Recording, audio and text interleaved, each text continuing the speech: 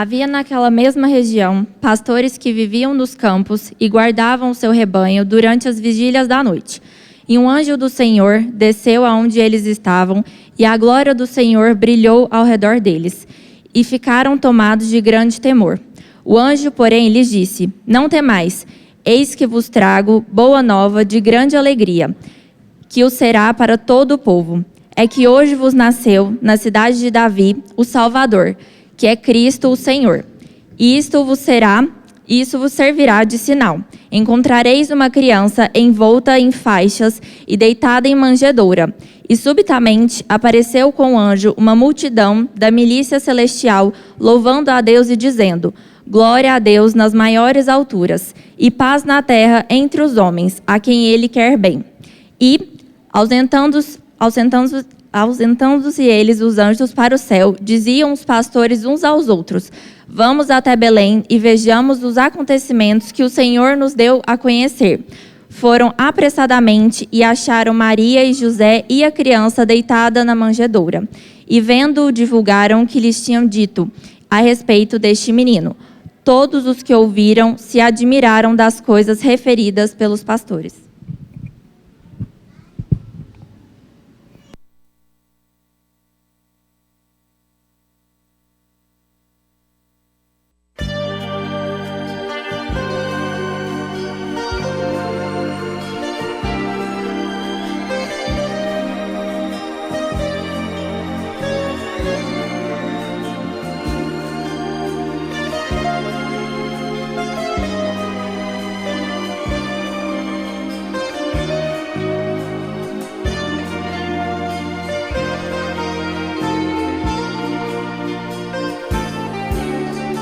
Desde o princípio de todas as coisas era o Verbo, Jesus Cristo. Ele é a imagem do Deus invisível, a exata expressão de Deus Pai. Ele mesmo criou o universo pela sua palavra e nos resgatou com imenso poder. Tirou-nos da morte para um novo viver.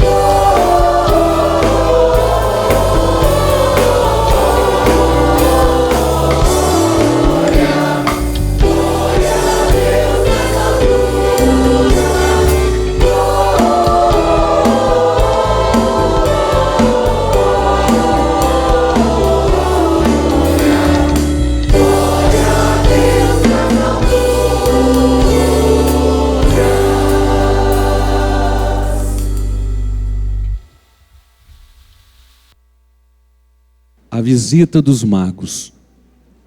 Tendo Jesus nascido em Belém, na Judéia, em dias do rei Herodes, eis que vieram os magos do Oriente a Jerusalém e perguntavam: onde está recém-nascido o rei dos judeus? Porque vimos a sua estrela no Oriente e viemos para adorá-lo. Tendo ouvido isso, alarmou-se o rei Herodes, e com ele toda Jerusalém. Então, convocando todos os principais sacerdotes e escribas do povo, indagava deles onde o Cristo deveria nascer. Em Belém da Judéia, responderam eles, porque assim está escrito por intermédio do profeta: e tu, Belém, terra de Judá, não és de modo algum a menor entre as principais de Judá, porque de ti sairá o guia que há de apacentar o meu povo Israel. Com isso, Herodes, tendo chamado secretamente os magos, inquiriu-se deles com precisão quanto ao tempo em que a estrela aparecera. E enviando-os a Belém, disse-lhes: ide, informa-vos cuidadosamente a respeito do menino, e quando o tiverdes encontrado, avisai-me para que eu também ir adorá-lo. Depois de ouvirem o rei, partiram. E eis que a estrela que viram no Oriente os precedia, até que, chegando, parou sobre onde estava o menino. E vendo eles a estrela, alegraram-se com grande e intenso júbilo. Entrando na casa, viram o menino com Maria, sua mãe. Prostrando-se, o adoraram, e abrindo seus tesouros, entregaram-lhe suas ofertas: ouro, incenso e mirra.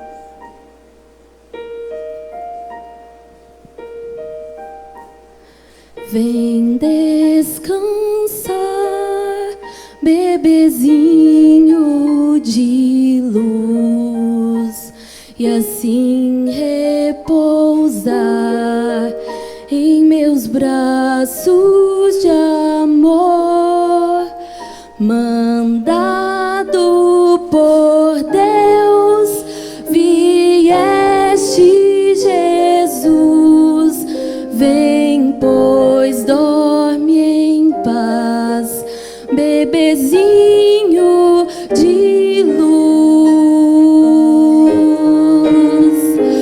O que será que o Pai planejou?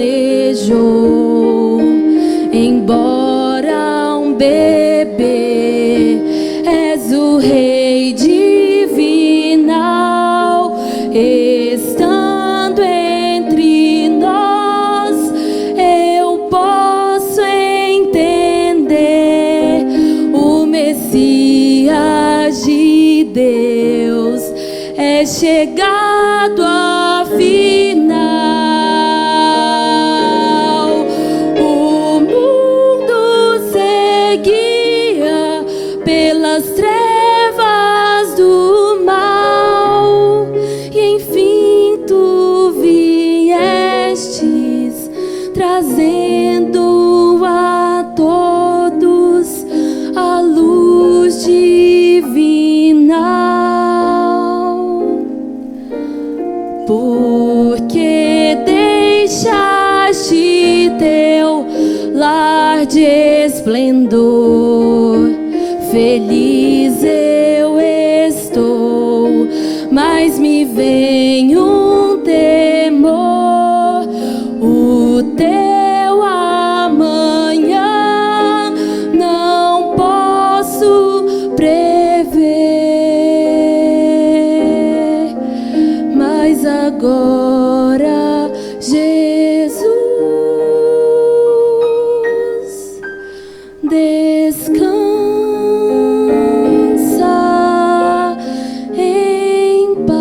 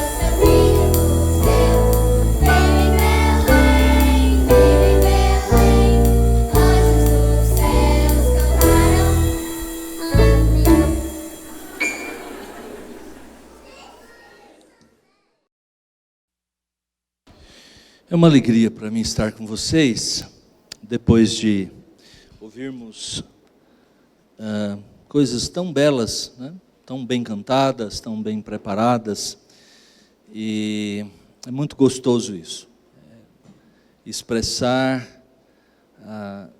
essa verdade da palavra de Deus tão importante, de forma tão criativa, tão bonita. Nossos corações já estão bem tocados, e eu queria então chamar a sua atenção para o texto de Hebreus capítulo 2, verso 14 e 15.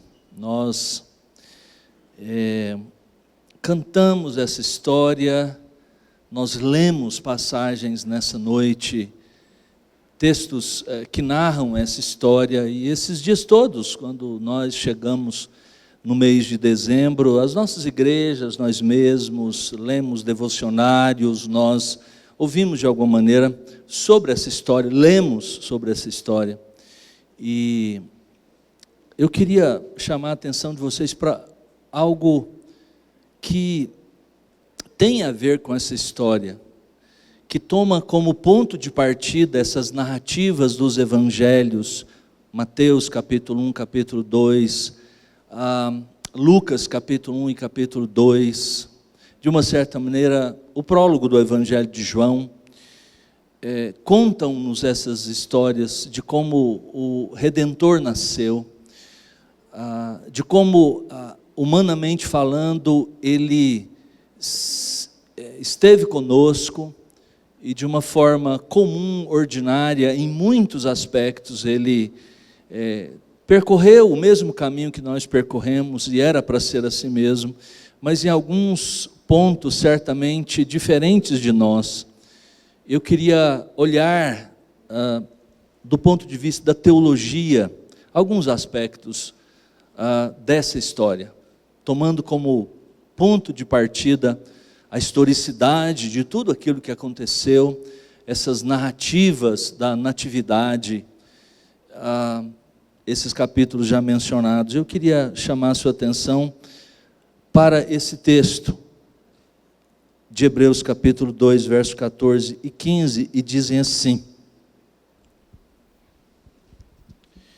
visto, pois, que os filhos têm participação comum de carne e sangue, também Jesus igualmente participou dessas coisas, para que por sua morte destruísse aquele que tem o poder da morte, a saber, o diabo, e livrasse a todos os que, pelo pavor da morte, estavam sujeitos à escravidão por toda a vida.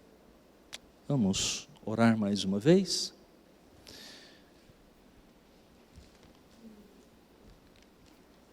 Querido Deus e Pai Celestial, a Tua palavra foi lida agora para a nossa edificação, nós vamos discorrer sobre ela, nós vamos meditar nela, e nós vamos extrair verdades acerca do Natal, acerca do nascimento do Redentor. E nós pedimos que o Senhor fale conosco, pedimos que o Senhor abra o nosso coração, nos faça entender e perceber as implicações, ó Deus, dessa mensagem para a nossa vida, e nós possamos ser edificados, bem fundamentados, e possamos perceber as implicações desta verdade para a nossa vida, em nome de Jesus, amém. J.B. Phillips, um bispo anglicano, contemporâneo, aliás, muito amigo, inclusive, de C.S. Lewis, esse é bem mais conhecido entre nós, várias das suas obras têm sido traduzidas para a nossa língua. O J.B. Phillips também, alguém muito criativo, um autor, escritor, e talvez no Brasil seja mais conhecido por uma paráfrase do Novo Testamento, especialmente das cartas. Ele escreveu um livrinho, também foi traduzido, já há um bom tempo que a gente não percebe nas nossas prateleiras aí, das nossas livrarias. Seu Deus é pequeno demais, é o título do livro. Acho que a primeira vez publicado foi Deus e Deus, uma coisa assim, mas tem um capítulo lá, chama-se O Planeta Visitado. E lá ele imagina, né, e ele também escreve sobre, fala de maneira imaginativa, de maneira fantasiosa acerca de algumas verdades da fé cristã, como fez C.S. Lewis, como fez Tolkien. E ele imagina nesse capítulo dois anjos, um anjo mais experiente, mais graduado, e um outro anjinho que está sendo conduzido por esse anjo mais graduado pelas galáxias, pelo mundo. E eles começam a observar algumas coisas e então conversar sobre algumas coisas. Vou narrar para vocês literalmente o que está lá. Eles veem galáxias turbilhonantes e sóis flamejantes, e depois adejam através de distâncias infinitas do espaço, até que finalmente entram em certa galáxia de 500 bilhões de estrelas. Enquanto os dois se aproximam da estrela que chamamos Sol e dos seus planetas circundantes, o anjo mais velho aponta para uma esfera pequena e um tanto insignificante que se movia muito lentamente sobre o seu eixo. Ela parecia tão sem graça quanto uma bola de tênis suja para o pequeno anjo, cuja mente estava cheia do tamanho e da glória de tudo quanto vira. Quero que você observe esse planeta em particular, disse o anjo mais velho, apontando com o dedo. Bem, parece muito pequeno e um tanto sujo, disse o pequeno anjo. O que há de especial nele? Este é o planeta visitado pelo nosso grande Deus, respondeu. Você quer dizer que o nosso grande e glorioso príncipe desceu em pessoa para essa bolinha de quinta categoria? Por que ele fez uma coisa dessas? O rosto do pequeno anjo enrugou-se de desgosto. Você está me dizendo que ele desceu tão baixo para se tornar uma daquelas criaturas rastejantes e arrepiadoras daquela bola flutuante? Sim. E não penso que ele gostaria de que você as chamasse de criaturas rastejantes e arrepiantes, com esse tom de voz. Pois, por estranho que possa parecer para nós, ele as ama. Ele desceu para visitá-las, a fim de torná-las parecidas com ele. O pequeno anjo ficou pasmado, tal pensamento estava além de sua compreensão. É claro que essa é uma história, uma fantasia, e ela não é, obviamente, não é dessa forma que as coisas acontecem, há limites, é simplesmente uma história, uma fantasia, mas que nos remete para algumas questões, algumas ideias que realmente devem chamar a nossa atenção, e é para isso que essas literaturas, esse tipo de literatura serve para nós, e nós podemos, e louvamos a Deus por pessoas como essas que podem chamar a nossa atenção de verdades teológicas a partir de coisas de literatura como essas. Lucas, na verdade, também nos relata que os anjos vieram, como já lemos aqui nessa noite, para cantar glória a Deus nas maiores alturas, quando o Filho de Deus nasceu neste mundo. Há uma história de anjos, certamente, na história do Natal. Foram anjos que cantaram, foram anjos que anunciaram, inclusive para a própria mãe do nosso Redentor, Maria, a Virgem Maria. O texto que nós lemos, que eu li para os irmãos nessa noite, começa com uma expressão, visto pois, que é exatamente já na forma em que está uma inferência daquilo que foi dito. Na verdade, esses dois versículos que eu li, e também os versos seguintes, eles trataram e continuam tratando do tema da encarnação.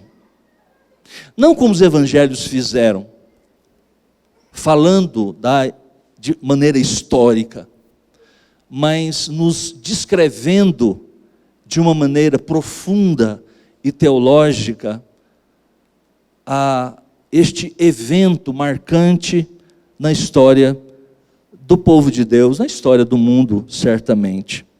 Então, visto, pois, o autor está chamando a nossa atenção para o fato de que ele dará continuidade e trará algumas implicações daquilo que ele já começou, e particularmente do versículo 5, até chegarmos ao final deste capítulo. Nestes versos nós temos uma das declarações mais profundas de todas as Escrituras sobre a encarnação de nosso Senhor Jesus Cristo, a vinda da segunda pessoa da Trindade. Ele já tratou nos versos anteriores, como mencionei, sobre a encarnação, mas mostrando, é interessante, o tema da encarnação na perspectiva de Deus, de como Deus fez isso. Agora, nesses dois versos particularmente, e nos outros seguintes, ele mostrará a encarnação ou a sua importância em relação a nós, em relação à humanidade. Falar da encarnação do Filho de Deus é algo, seja do ponto de vista das narrativas ou do ponto de vista das implicações teológicas, é algo estupendo, é algo maravilhoso. E várias coisas se destacam nesse texto e que eu quero descrever, levantar com os irmãos e trazer algumas implicações. Primeira delas, esse texto nos apresenta a necessidade da encarnação. As primeiras palavras do verso de número 14 nos informam exatamente sobre isso. Era, eu diria, absolutamente necessária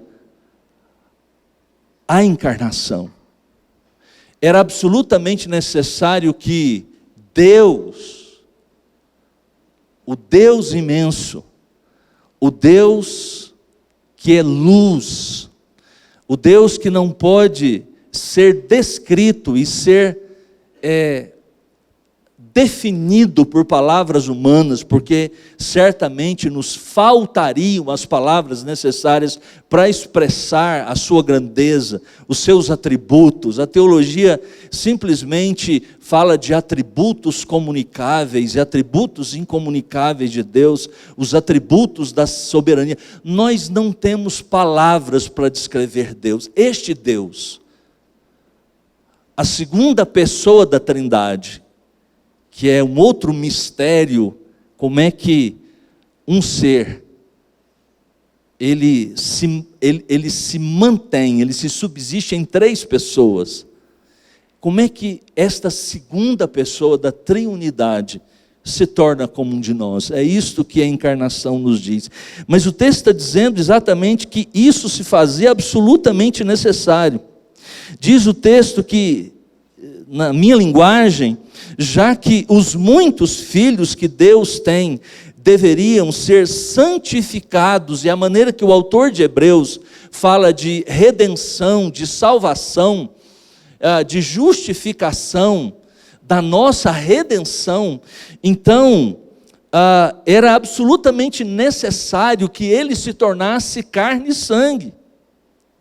Assim como nós, o seu povo, aqueles que são objetos da salvação, alvos de Deus da redenção, são, por definição, seres humanos, ou seja, a expressão que ele usa, temos carne e sangue. Então o Filho de Deus tinha que participar também da carne e do sangue, ou ser como um de nós. Em outras palavras, Deus não nos salvaria por decreto. Deus não poderia fazer isso. E é com muito temor e tremor que a gente tem que dizer assim, que Deus não pode fazer alguma coisa, porque a gente aprende por definição que não há impossíveis para Deus. Mas as Escrituras falam de algumas coisas que Deus não poderia fazer. Deus não poderia mentir, Deus não pode pecar, Deus não pode falhar. E Deus, tendo resolvido salvar-nos, tendo resolvido redimir-nos, no seu decreto eterno, e tendo pensado numa maneira de nos salvar, a maneira pactual, a maneira da aliança, Ele então, dentro do seu projeto, estava a encarnação. Porque foi um homem que pecou, carne e sangue, portanto um homem teria que vir. Daí a grande necessidade da encarnação. Se não fosse a encarnação, se a segunda pessoa da Trindade não tivesse resolvido por si mesmo oferecer-se ao Pai para cumprir o plano, e o Pai, segundo a sua boa vontade, quando somente existia a triunidade, Pai, Filho e Espírito Santo, eles na eterna comunhão da eternidade. Isso é mistério em cima de mistério. Mas é exatamente isso, quando somente e somente eles existiam. O Deus único, subsistindo em 3 pessoas distintas, Ele resolveu e tornou esse plano efetivamente na história, criando o mundo, criando os homens e desenvolvendo o seu plano tal qual está ocorrendo. Ele resolveu que no momento específico, segundo o Novo Testamento, na plenitude dos tempos, Deus enviou o seu Filho, nascido de mulher, nascido sob a lei. Nos ajuda um dos catecismos, os nossos belos e exatos catecismos, como por exemplo o catecismo de Heidelberg, na pergunta 16, e na sua resposta, vou usá-lo aqui, faz a seguinte pergunta: por que o mediador deve ser verdadeiro homem e homem justo? A resposta: deve ser verdadeiro homem, porque a justiça de Deus exige que o homem pague o pecado do homem. Deve ser homem justo, porque alguém que tem seus próprios pecados não pode pagar por outros. É exatamente por isso.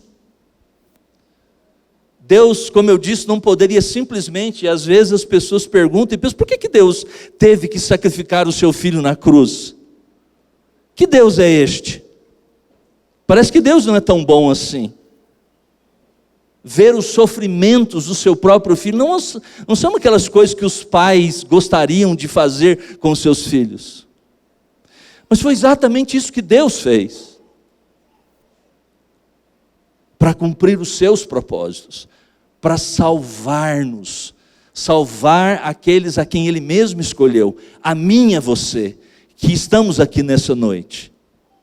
Foi um homem que pecou, a carne e sangue. Por isso o nosso texto diz que Ele participou também da carne e do sangue, porque os muitos filhos, ou todos nós, somos carne e sangue, temos uma natureza humana, e isso faz parte da natureza humana.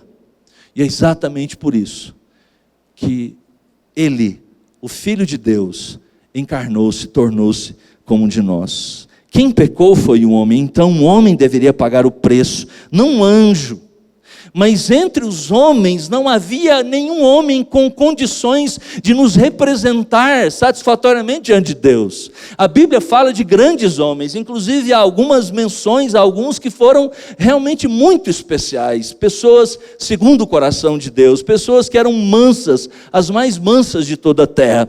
Mas estas, nenhuma delas eram perfeitas, eram justas, elas tinham pecado. Quem não tem pecado neste mundo? Por isso Deus se encarnou, assumiu a natureza humana, participou, como diz o nosso texto, da carne e do sangue. Não poderia ser um homem comum. Temos pecados e não poderíamos pagar pelos nossos próprios pecados. Essa é a importância e a absoluta necessidade da encarnação. Então, quando você olha para essas luzes, quando você chega perto do Natal e quando você olha para essas imagens dos presépios, de um bebezinho, dessa história que muitas vezes, boa parte delas são de tradições muito antigas do cristianismo, uma grande parte delas estão lá nos registros dos evangelhos, nós devemos olhar para essas figuras, olhar para essa história e entender que por trás delas está o plano de Deus. Foi a única maneira que Deus, para ser justo e justificador, realizou a sua obra entre nós. A santidade de Deus exigiu, a veracidade de Deus exigiu que fosse tal qual aconteceu, como aconteceu. Deus não poderia simplesmente perdoar pecados, como muitas vezes nós achamos que devemos fazer, por decretão. Não é assim. Deus não poderia, Deus pecaria contra si mesmo. Alguém pecou, o pecado precisa ser punido. Ele será punido, todo pecado será punido. Será punido na pessoa do próprio pecador, quando ele não se arrependeu e creu no Evangelho. Ou na vida de um substituto. Que aquele que crê no Evangelho é substituído, é punido em Jesus Cristo. Os pecados nossos, todos, foram punidos. No céu só entra justos. No novo céu e na nova terra não entra pecado. Deus apresentou Jesus, o seu Filho, como um sacrifício pelos nossos pecados. É para isso que a encarnação existiu. É por isso que o Filho de Deus se encarnou. Em segundo lugar, esse texto também nos ensina algo sobre a natureza da encarnação. Note as expressões no verso de número 14, mais uma vez chama a sua atenção para carne e sangue. Esta é uma expressão, ou são expressões que se referem àquilo que é próprio do ser humano. No contexto em que são usadas sempre dessa forma, se refere às fraquezas do ser humano, o caráter limitado do ser humano. A natureza de Cristo, ela foi tão real, é isso que o autor quer chamar a nossa atenção. Foi tão real como também a dos próprios seres humanos. Não foi uma espécie de cristofania, como ensinava doutrinas do século II, do século III, heresias que tentavam explicar esse mistério da encarnação de uma maneira que fosse apetecível às pessoas, que fosse suportável pelas pessoas de uma mente filosófica grega, como o docetismo, por exemplo, como algumas seitas, porque negar que Cristo veio em carne, assumiu carne e sangue, era negar que a própria salvação de Deus, ela foi trazida para a história, para o tempo e para o espaço. Jesus tomou parte em nossa carne e sangue, diz o texto. Jesus conheceu, e a gente vê isso em todos os evangelhos, Jesus viu o que é a fome, o que é a fadiga corporal. Ele experimentou, em outras palavras, tudo aquilo que nós experimentamos. Ele, em sua encarnação, diz o nosso texto que entrou em comunhão conosco. E foi um homem de dores, como diz o profeta Isaías. Mas é muito importante também a gente notar nesse texto que há uma preservação aqui da singularidade da encarnação de Cristo, e que duas palavras que na nossa língua é interessante, são as mesmas, na nossa língua portuguesa, mas que nos originais, no texto grego, tem uma diferença. Olha aí no verso 14 de Hebreus, verso 2, se você ainda não fechou a sua Bíblia ou não tirou diz aí que visto pois que os filhos têm participação, Olha esse verbo, essa palavra, na verdade, substantivo comum de carne e sangue. Também Jesus igualmente participou. Na nossa língua, você está vendo aí que, talvez você esteja com outra versão e haja qualquer diferença, mas é a mesma palavra, participar, participação.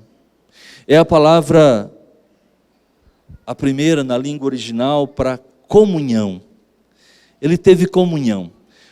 As características dos seres humanos é que cada um de nós partilha carne e sangue. Isso é básico à natureza. Somos seres humanos. A palavra no original é uma palavra, mas quando ele se refere aqui a Jesus Cristo, diz que Jesus participou. É uma outra palavra que é usada. Qual é a importância disso? Que não dá nem para a gente, de certa forma, perceber na língua portuguesa. É que o nosso autor, ao falar dessa maneira e distinguir essas palavras, ele quer mostrar o fato de que, embora o Senhor Jesus tenha assumido a carne e o sangue, a natureza humana, como nós experimentamos, ele sentiu fome, ele sentiu dor, ele foi tentado em todas as coisas, mas um único detalhe, ele é completamente diferente de nós. Ele jamais pecou. Nenhum pensamento, nenhuma palavra impura saiu dos seus lábios. Nenhum passo ele deu rumo àquilo que era pecaminoso. Jamais praticou o mal. Então, os filhos, ou nós, todos nós, participamos da carne. Essa é a nossa humanidade. Cristo participou também, exceto do fato de que jamais tenha pecado. Porque se ele tivesse algum pecado, alguma falha, se tivesse cedido a qualquer uma tentação, ele não seria o suficiente Salvador que nós precisávamos. Essa é a grande diferença. O autor quer diferenciar aqui exatamente a Cristo Jesus na questão do pecado. Quando nós falamos que ele é igualzinho a todos nós, nós sempre colocamos uma vírgula e falamos o seguinte: exceto no pecado. É isso que faz toda a diferença. A obra de Cristo, durante os seus 33 anos de vida, desde sua encarnação até a sua ressurreição e ascensão ao Pai, não teria tido efeito de redenção se qualquer pecado se tivesse ouvido da sua boca, qualquer pensamento. Quando ele ofereceu ao Pai o sacrifício pelos nossos pecados, ele cumpriu cabalmente toda a lei.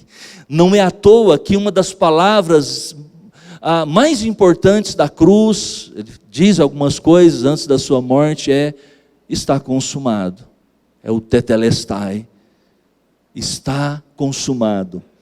Ou seja, ele está dizendo nessa expressão que tudo aquilo que desde a eternidade Deus o incumbiu de fazer, e que, sendo historicamente manifestado na carne, assumindo a natureza humana, sem nenhum pecado, cumprindo cada um dos mandamentos de Deus, que eu e você descumprimos todos os dias, por pensamentos, palavras e obras, ele, tendo obedecido, ofereceu-se por nós. Essa é a natureza, o significado da encarnação. Isso é o Natal. E nós temos que, ao comemorarmos, ao ouvirmos as canções, ao ouvirmos o brilho das luzes, ao vermos o brilho das luzes, ao ouvirmos essas canções, nós não podemos deixar de pensar que por trás de tudo isso está Deus cumprindo o seu plano, realizando uma salvação eficiente, resolvendo o problema do nosso pecado de uma maneira cabal, plena. O resultado disso tudo é que Ele nos deu plena e poderosa salvação, ao ponto de que de fato nós podemos cantar louvores a Deus e podemos ter certeza da vida eterna, porque Ele apresentou uma obra suficiente, eficiente, por nós, por mim e por você. Em terceiro lugar, esse texto também, ele nos apresenta o propósito da encarnação. O que Ele veio fazer? Há dois propósitos aqui descritos no finalzinho do verso 14, entrando também no verso de número 15. Nos diz o texto que Ele participou dessas coisas para que por sua morte destruísse aquele que tem o poder da morte, a saber, o diabo, e livrasse a todos que pelo pavor da morte estavam na escravidão por toda a vida. Primeiro, então, o propósito da encarnação é que com isso, Ele vindo, tornando-se como de nós, assumindo a natureza humana, carne e sangue, Ele morrendo, entregando esta obra sacrificial na cruz do Calvário, Ele destruiu o poder do diabo. A palavra destruir aqui pode ser enganosa, ela não significa destruir no sentido completo. A palavra usada aqui no original significa não fazer desaparecer. Isso não é verdade. Na vida, na prática, isso não acontece. O diabo está aí, está agindo, obviamente. Mas significa que com a vinda de nosso Senhor Jesus Cristo, Ele tornou inoperante, Ele reduziu a sua força e o seu poder. E é interessante que desde Mateus, algumas expressões, até o último livro do Novo Testamento, o Apocalipse, o diabo e as suas obras são demonstradas exatamente assim. Quando Cristo veio, o poder dele foi cerceado. Há limites. No Antigo Testamento, até a vinda de nosso Senhor Jesus Cristo, ele tinha uma espécie de poder, algumas prerrogativas que nós percebemos no Antigo Testamento. Mas com a vinda de nosso Senhor Jesus Cristo, isso teve um fim.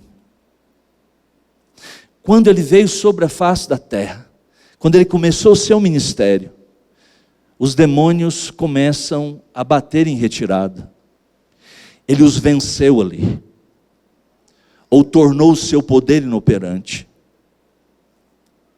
É interessante que se você abre os evangelhos, especialmente no começo do ministério de Jesus, você parece que, se você prestar atenção nas leituras, às vezes são bem curtas as narrativas sobre as manifestações demoníacas, mas parece que a cada passo, especialmente o evangelista Marcos, no capítulo 2, capítulo 1, capítulo 2, parece que a cada passo que Jesus dava, vinha manifestações demoníacas, demônios, e vários exorcismos eram feitos.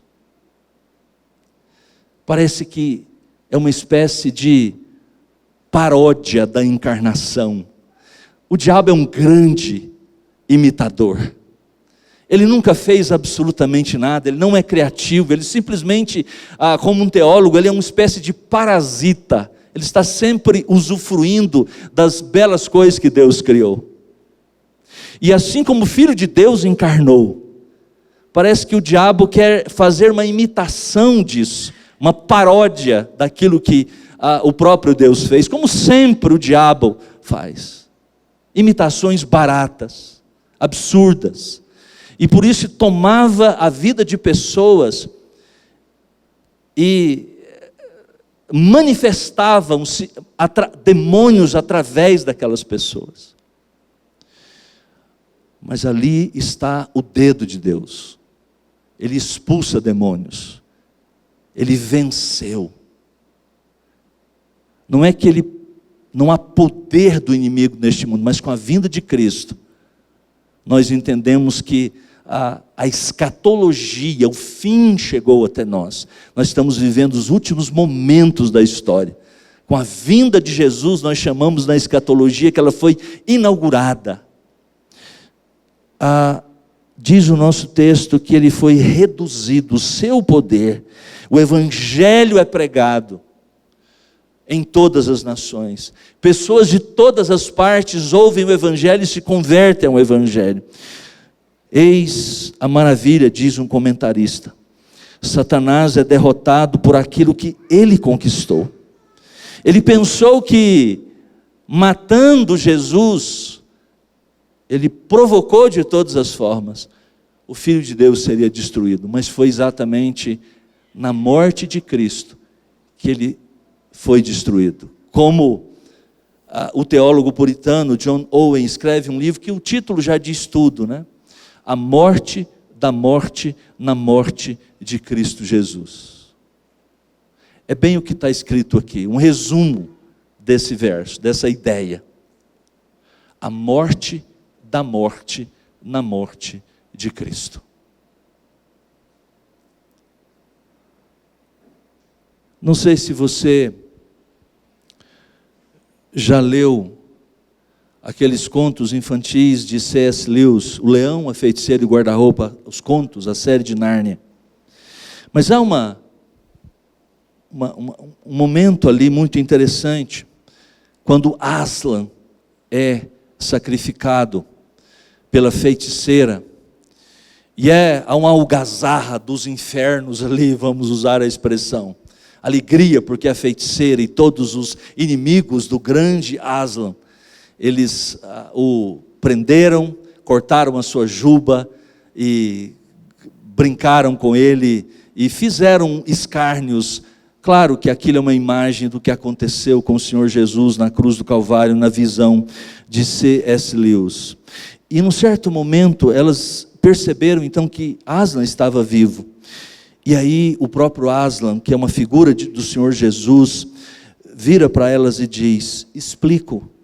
A feiticeira pode conhecer a magia profunda, mas não sabe que há outra magia ainda mais profunda. O que ela sabe não vai além da aurora do tempo. Mas se tivesse sido capaz de ver um pouco mais longe, de penetrar na escuridão e no silêncio que reinam antes da aurora do tempo, teria aprendido outro sortilégio. Saberia que se uma vítima voluntária, inocente de traição, fosse executada no lugar de um traidor, a mesa estalaria e a própria morte começaria a andar para trás. É a maneira bonita e fantasiosa de C.S. Lewis ensinar para as crianças, para as nossas crianças, porque foi um livro escrito para as crianças, de que Deus enviou seu Filho como sacrifício pelos nossos pecados, e que há um mistério na encarnação, de que aquele que é completamente inocente de pecado, que tendo morrido por nós, tendo assumido o nosso lugar, nos deu plena e poderosa salvação. Ele venceu a morte através da morte. E continua o nosso texto dizendo que no verso 15, que ele livrou-nos com isso, os filhos de Deus, do pavor da morte. Calvino, comentando esse texto, diz que este verso expressa de forma assombrosa quão miserável é a vida dos que temem a morte, pois devem sentir grande espanto, porque contemplam esse evento sem Jesus Cristo. E ainda diz: assim nada senão a maldição aparece nela. De que provém a morte, senão da ira de Deus contra o pecado? Desse temor Cristo nos tem livrado, ao levar sobre si a nossa maldição. Tirou da morte o que ela tinha de terrível, o aguilhão da morte, a culpa do pecado. Esse é o grande problema. Por que para muitos de nós, a experiência da morte é como ele expressa aqui, um pavor. Exatamente por não compreendermos o sentido do Natal. Que ele veio para morrer e pagar pela maldição que estava sobre nós. Ele nos liberta do pavor quando nós compreendemos isso. Diz Calvino: mas se alguém não pode tranquilizar o coração ante o pensamento da morte, cresceu muito pouco na vida cristã, pois muito temor provém de ignorar a graça de Cristo e também é incredulidade. Eu quero, irmãos, terminar com uma outra citação de um livro de James Kennedy, que imagina agora, num livro dele chamado Se Jesus Não Tivesse Existido, em que ele descreve que a única religião que de fato pode trazer-nos esperança e vida é a fé cristã, é o cristianismo, o único. E essa é a mensagem exatamente do Natal. Ele diz, ele faz uma imagem que eu queria descrever para os irmãos, diz assim: alguém já disse que esta vida, ela se assemelha ao caso de um homem que caiu em um buraco, um profundo e terrível e imundo buraco, com uma horrenda serpente a fazer-lhe companhia lá dentro, a qual o homem procura evitar. Pois bem, eis que chega um animista. Animistas são aqueles que acreditam, né, em que deuses estão espalhados nas árvores, em todas as coisas, né? Olha para dentro do buraco e vê a serpente. Seus olhos esbugalham-se e ele foge para a floresta, para que algum espírito maligno não o empurre para dentro do buraco também. Mais tarde chega o seguidor de Confúcio, o qual diz: os grandes homens nunca caem em buracos, mas andam circunspectos e por isso mesmo cuidam onde põem os pés. Chega um hindu e afirma: meu irmão, você pensa que está em um grande buraco escuro, mas isso é apenas um equívoco de sua mente mortal. O fato é que tudo é Brahma, e Brahma é tudo. E este mundo externo é apenas uma ilusão, que é assim que diz o hinduísmo, né? Tudo é uma ilusão.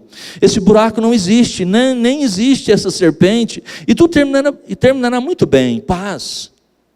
Aproxima-se então um muçulmano, que percebe o homem dentro do buraco e lhe diz: eu o ajudarei, meu amigo. E então estende o braço, segura a mão do homem e começa a puxá-lo para fora. No meio do caminho, entretanto, toma um punhal e indaga: você quer tornar-se um islamita, não quer? E o homem retruca: nunca farei isso. E lá se vai o homem de volta para o fundo do buraco. Depois chega um budista, o qual olha para baixo e assevera: prezado amigo, você está sofrendo tanto nesse buraco, sem saber que o motivo de seu sofrimento é que você deseja sair do mesmo. O que você precisa fazer é pôr o fim a todos os seus desejos, e então você não se importará mais por estar dentro desse buraco. Finalmente, chega Jesus e olha compassivamente para o homem no interior do buraco, naquela cova horrível e imunda. Jesus salta entre o homem e a serpente, a qual recua a feia cabeça e com um golpe fere o Salvador com suas presas em seu lado. Enquanto o veneno da serpente flui para a corrente sanguínea de Jesus, ele tira o homem do buraco. Isso, meus irmãos, é o ato de nosso Salvador. O Natal, a história do Natal, precisa fazer sentido para nós nessa direção. Essa é a diferença entre o cristianismo e todas as outras propostas religiosas que estão por aí.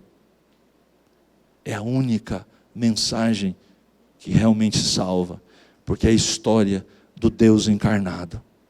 do Deus que visitou-nos, do Deus que foi a mais profunda miséria para experimentar a nossa miséria e para salvar-nos completamente dos nossos pecados, das nossas culpas e libertar-nos do poder da morte e do pavor da morte. Que Deus nos abençoe. Vamos orar?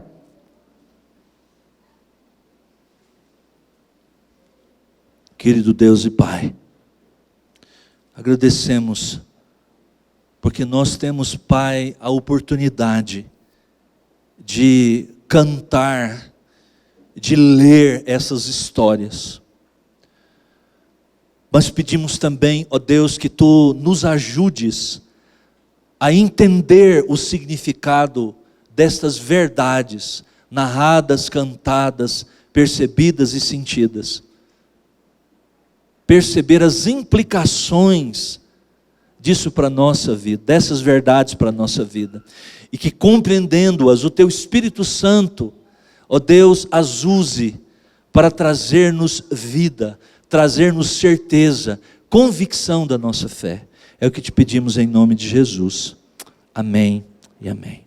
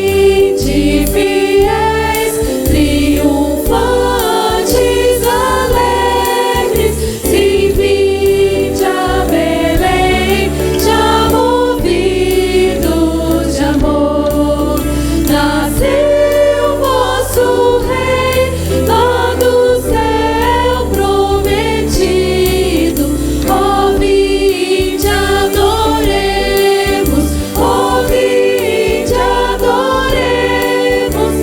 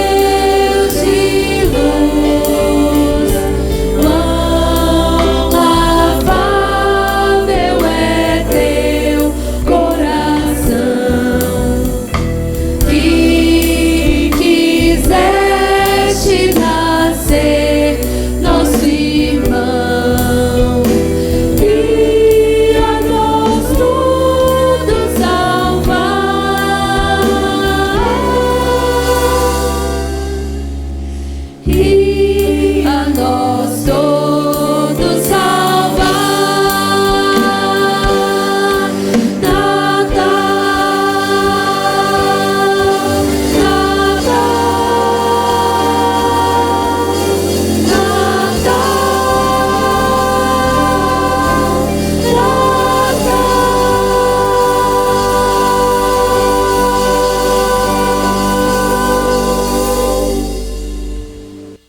Amado Pai, Pai que nos ama, nós louvamos o nome do Senhor hoje nessa noite e pedimos a Tua bênção sobre o Teu povo.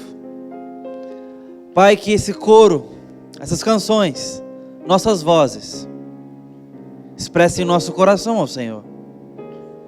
Obrigado por nos tratar hoje e continuar a obra que começou em nós, pelo Filho resgatador, Jesus, a quem nessa noite exaltamos aqui, pela graça do Senhor, pelo Espírito que habita em nós. Te pedimos, abençoa esta congregação, nossos irmãos e irmãs, hoje e sempre. Amém.